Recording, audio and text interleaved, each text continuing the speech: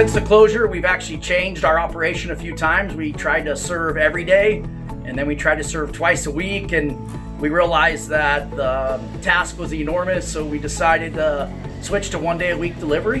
What that entails is actually a lot of prepping behind the scenes that a lot of people don't see, and that basically starts on Friday.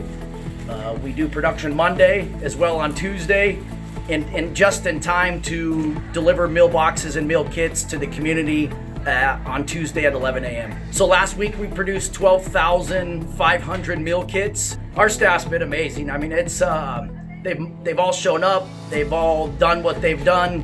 We've been huge team players. No one's really asked questions. They just have gotten the daily communication of when they're supposed to show up and at what time, and basically it's happened. And I attribute that to all of them, to really just making it happen for the department, for the district, and really for the community of Madera.